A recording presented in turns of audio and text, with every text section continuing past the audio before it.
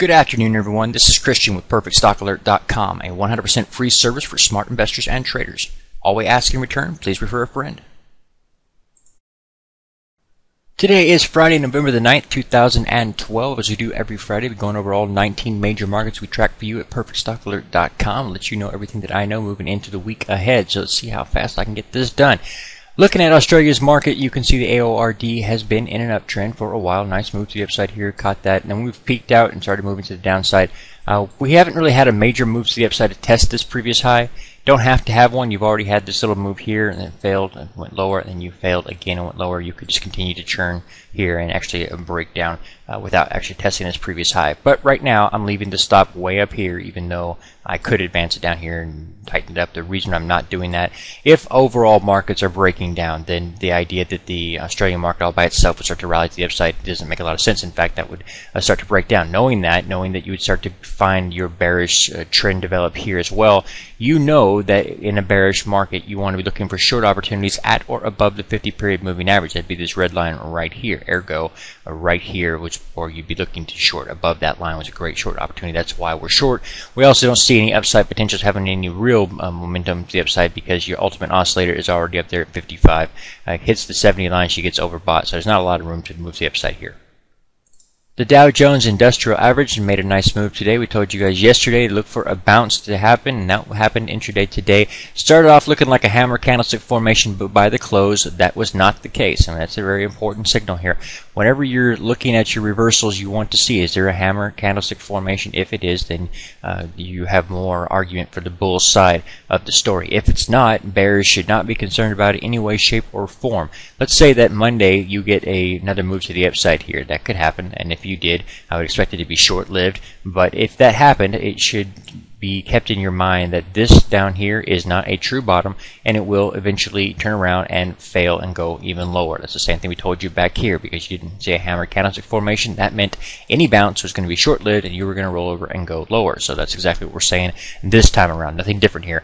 Where would I call the top? There's different places that this could peak out, so I don't want to try to tell you exactly where. I would just be keeping an eye on it, looking for a shooting star signal or something like that to actually time my entry point. Another thing you could do is if you start to see a move to the upside, like let's say you have a little move here, test the 200-period moving average, and then she quickly erases that and starts going lower. If you pierce this side here, this low point here that we saw today, then you can start selling again. It should be noted that on many of the major market charts that you'll be seeing today, I have advanced the stop loss limit. You'll notice that it's 1 cent above today's high, so I have advanced that stop to lock in gain. I recommend you do that if you're on the short side. If you haven't already been short, you should have been for some time now, but if you haven't actually gotten short yet, wait for a nice bounce like something like this, and then you'll be looking for that. Personally, I think you can still move to the downside before you actually see a bounce, but let's just say you did get a bounce. Be looking at the strong resistance at the middle Bollinger Band line. If you can get above that, this is going to be the line in the sand and be a great short opportunity at the 50-period moving average, and that'll be true on most of your charts you see today. Quick glance here at the French CAC 40 index. This one will represent a lot of the European charts I'm going to show you today. Will be looking about the same way. First thing I want to point out to you is this hammer candlestick formation is not a true bottom. The way that I know that is simply that the wick from the bottom, it's a long line here, it's actually too long, and so that's an important little key little element there for you. You also notice that is lower than your previous one here. So what we actually have going on, we've talked about this before, you had this little setup with your topping pattern, the head and shoulders formation there. Keep an eye on that, and then at the same time, if we clean that up, you can see that there's actually another one developing on top of that, or within that. You've got this one here actually developing as well. So this is something that you should be keeping an eye on as well. Again, all these charts are telling you the same thing: topping signal upon topping signal, sell pressure. Everything is really bad here. You don't want to be buying this in any way, shape, or form. But the most important reason why I wouldn't advance the stop on this particular scenario here, like for example, we were talking about shorting at this point here, so I could theoretically advance the stop to this point here. Why would I not do that? Because if you were to be stopped out the next day, where would you be in relation to the 50-period moving average? You'd be at it or above it, where I won't be going short anyway. So that's what I would be doing. Again, always work with the trend, not against it. This trend shows you a high point here, down to the low point, lower high, lower low. The trend is down. You want to be selling, not buying. Quick look here at the Milan Index, the MIB. You can see that we are in a downtrend right now, so we're going to be looking for short opportunities, lower lows, lower highs. Clearly, that's what we're doing here. You'll also notice this little indication right here. You pull back down and then didn't actually trigger the 30 point here or lower. That's something to keep in mind. Whenever you see that, you'll see it several times.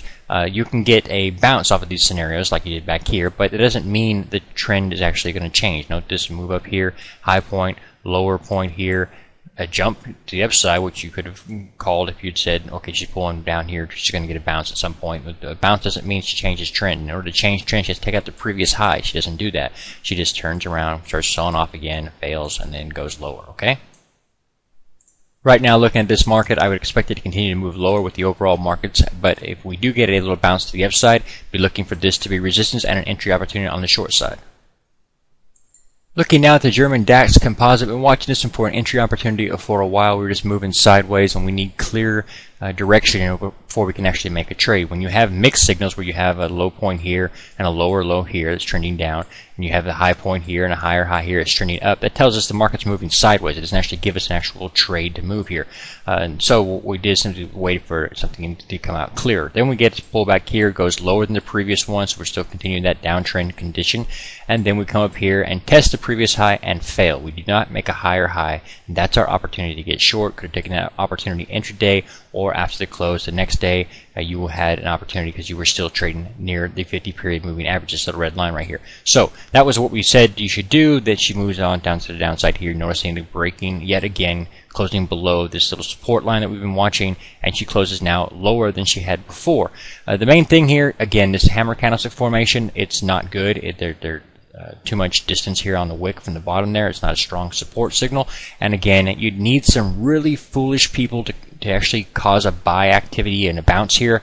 It could happen, but I say that you need foolish people to do that because this is where you're at on your 50 period moving average. You're in a clearly defined downtrend. So the idea that I'm going to go out there and buy this hoping for a bounce is ridiculous. You need somebody who's going to go out there and buy it, ignoring the fact that you have lower series of lows and lower series of highs, and the fact that the best short opportunities in those conditions would be at the 50 period moving average. So I don't really see a good argument for a bounce here. I mean, you really need some stupid money to drive that up to that point and let me get short again. That just doesn't make any sense, but it could happen. It's just a long shot.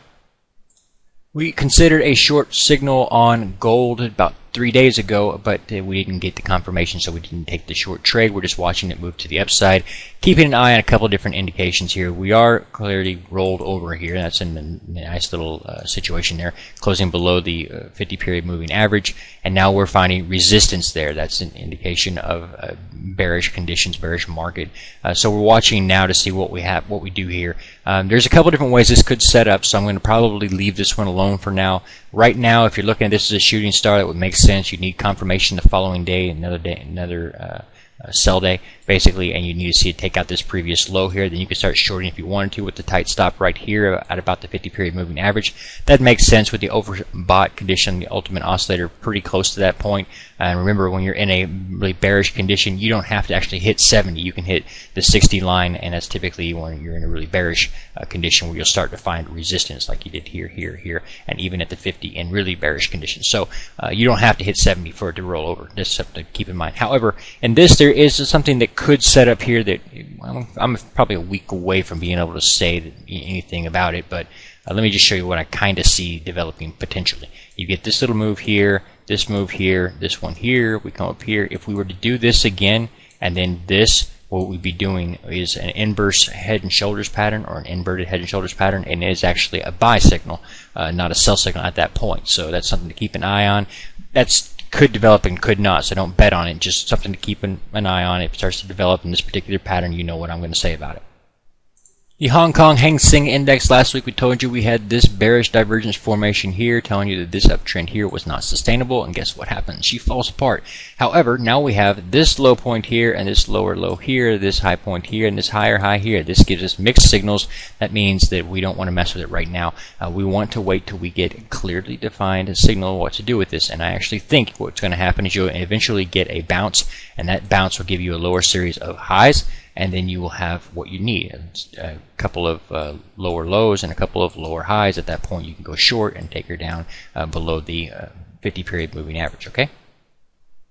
The India Bombay Stock Exchange, I could see someone taking a short on this position as of today's trading activity, shorting here with either a stop at this point here, but I think more logically your stop should be currently right here. That's a previous high that you're watching, so you've got this previous high and then this situation, how you'd be drawing it like this. And if you were seeing that scenario, then you would be looking for a lower low as well. It would make sense. In fact, you don't have a hammer candlestick formation here calling it a true bottom, ergo you would expect it to break down and fall lower.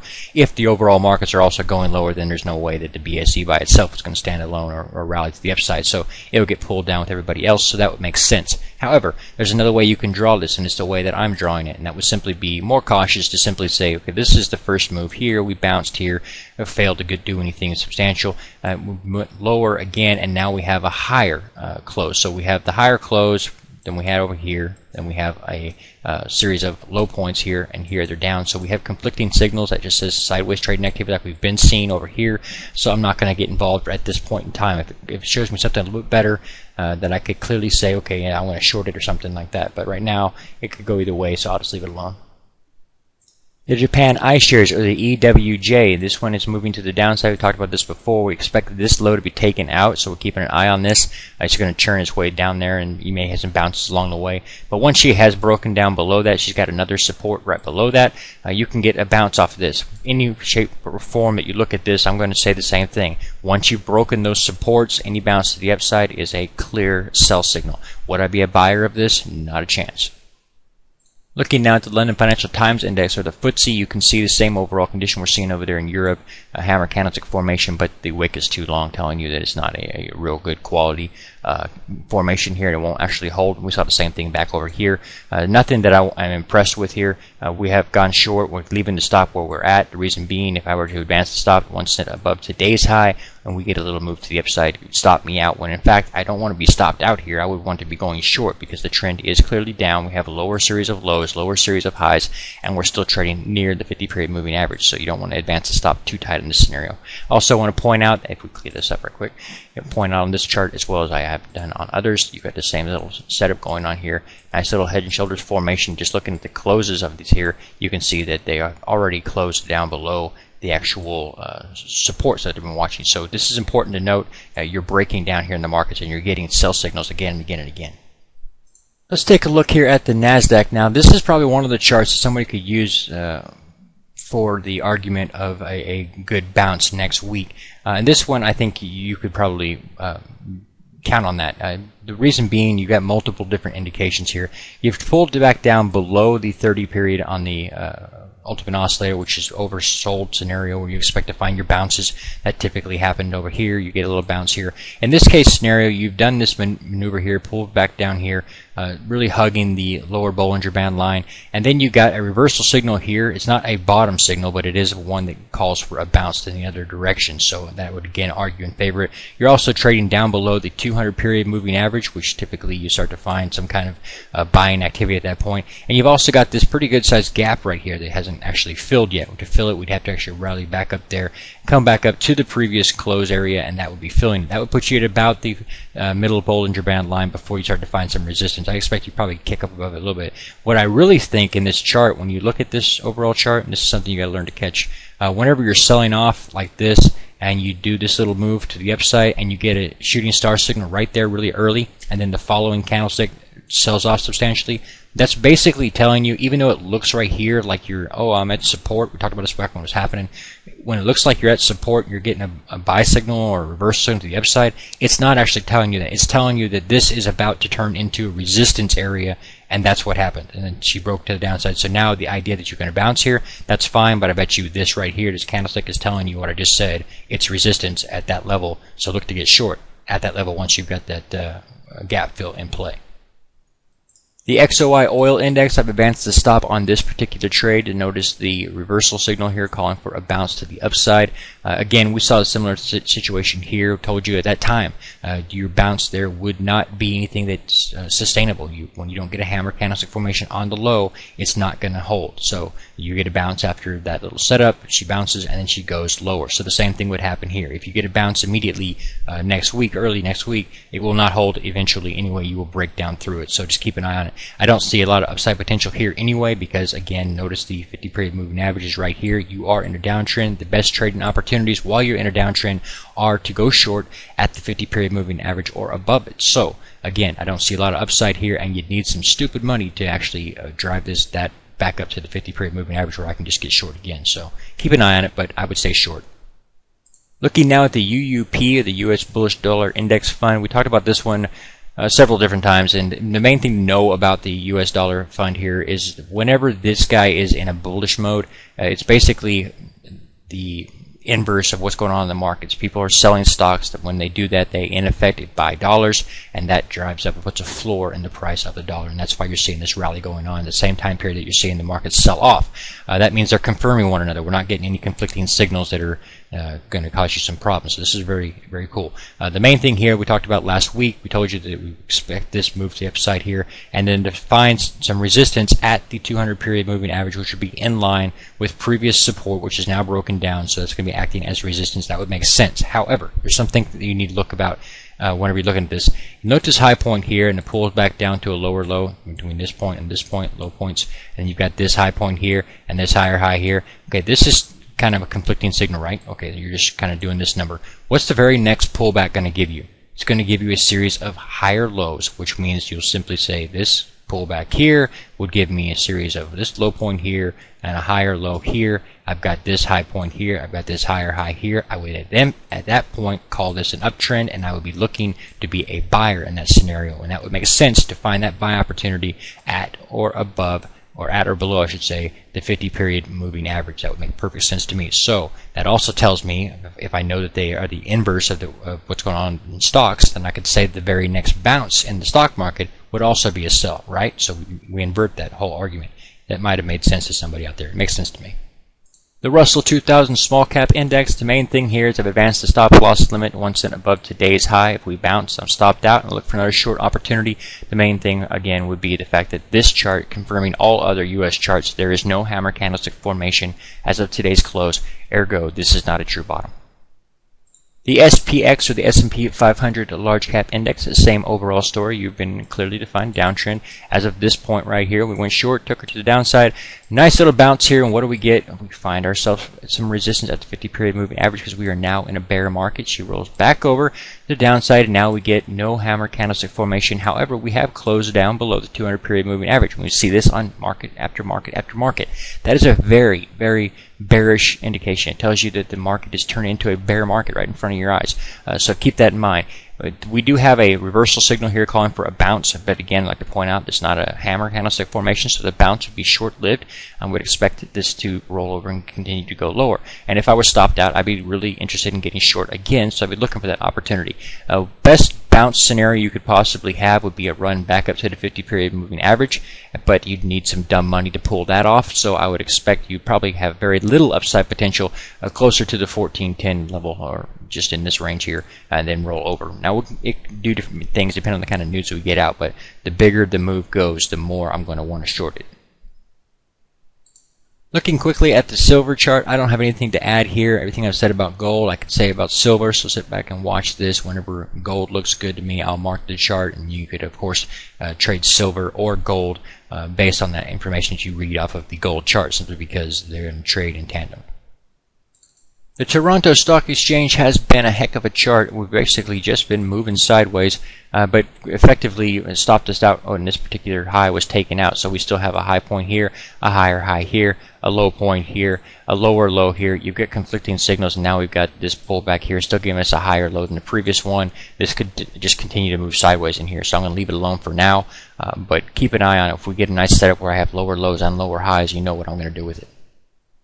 The VIX, or the Volatility Index, runs the inverse of the S&P of 500, and basically, when I say that, I know people always argue, some days that the VIX does go up while the S&P goes up, so how can they run the inverse? The VIX is basically options insurance against the activity of the VIX, so they do run the inverse of one another. The main thing here is the overall uptrend, and that's the part that I'm really focused on, being the inverse of the S&P. So whenever I look at the fact that we have this little trend going on right here, we can see that we are in an uptrend, no question about that. Ergo, in the same time period, I would expect to see the S&P 500 in a downtrend. That's exactly what we have. So these two are confirming one another, just like the dollar chart would be confirming, like I was talking about earlier. The main thing with this particular scenario here is notice how strong we're getting on the VIX above that 200 period moving average. So when you're seeing price activity on individual stocks trading below the 200 period moving average, and you hear people talking about, well, I'm going to be a buyer because it's going to take off and it's going to rally again, it's a great buying opportunity. This chart right here is actually showing a lot of strength developing here in the VIX, and so that's something you should be keeping an eye on. You've got this little wedge formation going on right here, and a little kind of it's kind of difficult to read there, but it's basically just forming a little wedge moving sideways here, but that's indicating that there's a threat here to break out to the upside, which means there's a threat on the S&P 500 to break to the downside substantially. So that's something to keep in mind. This chart should have you concerned with the overall markets. This is telling you that professional money managers are not all relaxed and calm about going out and buying this market. They've stacked up a whole bunch of options and basically are ensuring their position. So keep an eye on that. The Wilshire 4500 EMW, this one we've advanced the stop one as well as all the others, simply 1 cent above today's high. And again, this is basically not anything that we should be concerned with. Any bounce that we were to get here will be short-lived. I expect to find this previous support that broke down was going to be now acting as resistance. Therefore, any move to the upside here, I believe, will be short-lived and finding resistance at the middle Bollinger Band line. Best case scenario bulls could hope for would be a test of the 50-period moving average, at which point everybody and their mother's uncle would short, because it's clearly a downtrend. And when you're in a clear downtrend, the best short opportunities are at or above the 50-period moving average. And now you know everything that I know. If you've not been to the free website at perfectstockalert.com, it's right there. It's 100% free, and all we ask in return, please refer a friend. As always, these charts are kept there on the website, updated every single night with my annotations placed on them, advancing my stop loss limits, showing you different signals that I would be shorting, different opportunities I would be shorting or buying, and so forth and so on. So be sure to check them out. God bless, take care, enjoy your weekend, and be safe. Please take a moment to review our disclaimer. The information provided herein is our opinion only. Under no circumstances do any statements here represent a recommendation to buy or sell securities or make any kind of an investment. You are responsible for your own due diligence. To summarize, we do not provide investment advice, nor do we make any claims or promises that any information here will lead to a profit, loss, or any other result. These videos are for educational purposes only.